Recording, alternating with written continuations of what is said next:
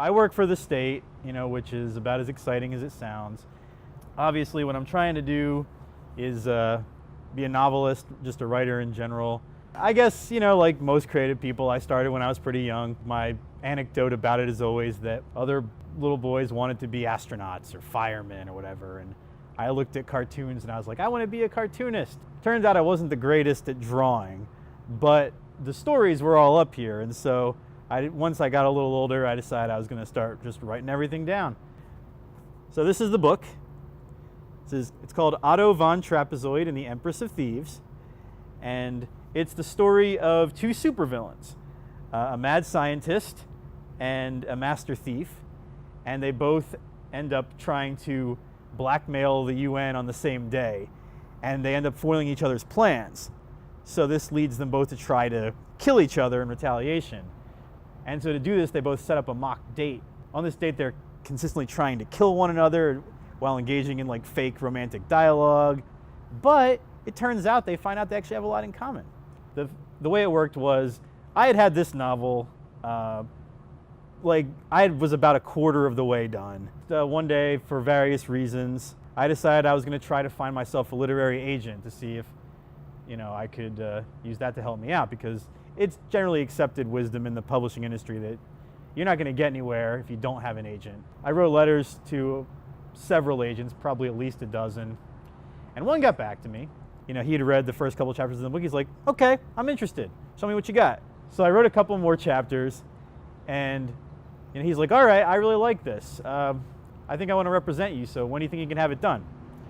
And I was like, well, I suppose if I don't sleep, I could do it in about 3 months. And he said that was fine.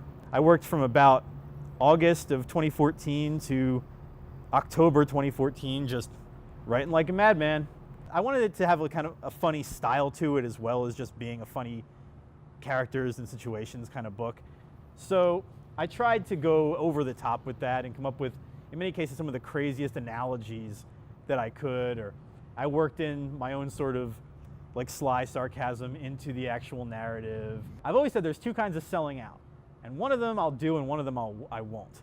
The one I will do is I will do what I have to get my work out to the public, and I'll merchandise it and whatever so that it'll make money so I can make a career out of it.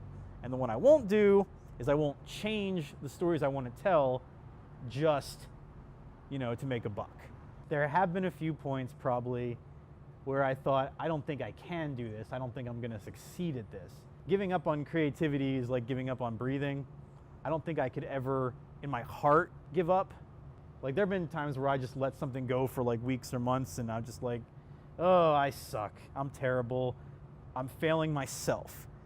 It's nothing but a matter of willpower. You have to be willing to not fall into easy temptations.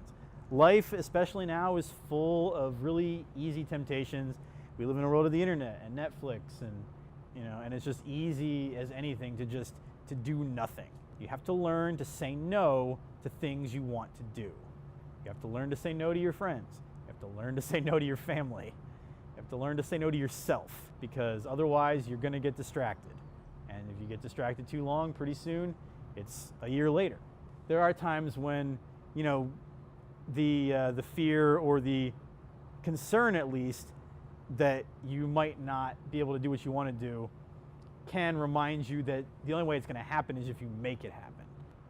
I hope they laugh a lot, but more than that, I guess, I hope they just think it's a cool story and they actually care about it. That they take away that a lot of care and a lot of heart was put into this, and that, the laughs they're getting actually, in some little way kind of matter.